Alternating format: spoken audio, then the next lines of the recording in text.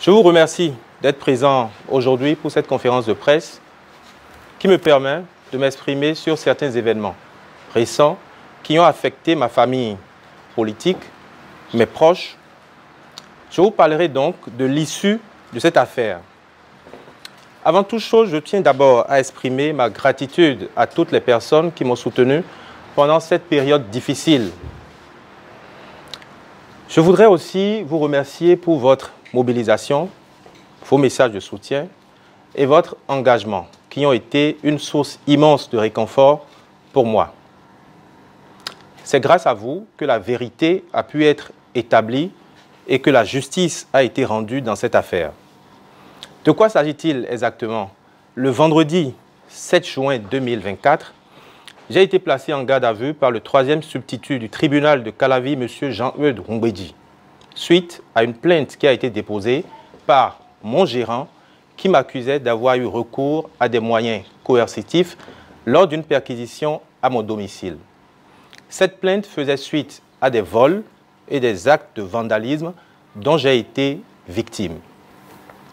Lors de mes comparutions devant le procureur, on a justement, sinon l'employé a finalement reconnu les faits, l'intégralité des faits qui lui étaient reprochés. Il a par la suite restitué les sommes volées et a réparé les préjudices causés. J'ai ensuite signalé au procureur que notre entreprise, Lamartine, ne réclamait plus rien. L'affaire a été ensuite classée.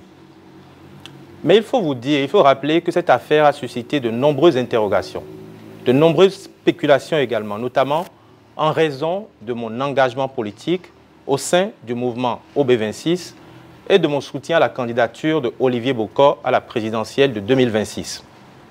Certains ont même allégué que ma détention pourrait être liée à des activités politiques.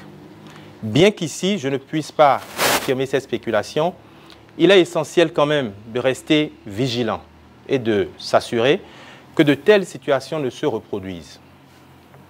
Il est aussi important de mentionner que des autorités ont tenté ou ont fait pression sur les personnes qui enquêtaient sur cette affaire.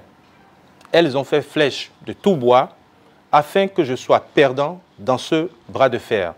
Malgré ces humiliations et les tentatives de déstabilisation, je choisis aujourd'hui de pardonner. Je choisis de pardonner à tous ceux qui ont voulu m'humilier. En tant qu'homme de devoir, mon objectif reste la contribution positive à la progression de notre société et la poursuite de mon engagement pour la justice et la vérité. Pour conclure, aujourd'hui, je dois vous dire que je suis soulagé, très soulagé, et je suis reconnaissant que la justice a été rendue.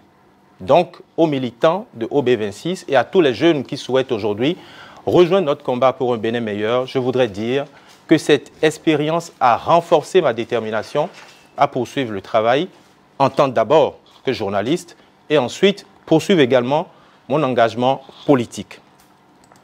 Je continuerai alors donc à défendre dans un premier temps la vérité, la justice et les droits de chaque individu et dans un second temps, maintenant, je continuerai également à défendre la candidature de Olivier Bokor. Il faut que je vous le dise parce que aujourd'hui, nous ne pouvons plus abandonner Olivier Bokor, tout simplement parce qu'il est l'alternative. Je tiens donc également à remercier mon avocat, Maître Ludovic Akpado, pour son soutien et son professionnalisme. Je remercie également mes proches, mes collègues et tous ceux qui ont cru en mon innocence. Enfin, je tiens à rappeler l'importance de la transparence et de l'équité dans le traitement des affaires judiciaires dans notre pays, le Bénin, ainsi que le rôle important que joue la mobilisation citoyenne dans la défense de nos droits.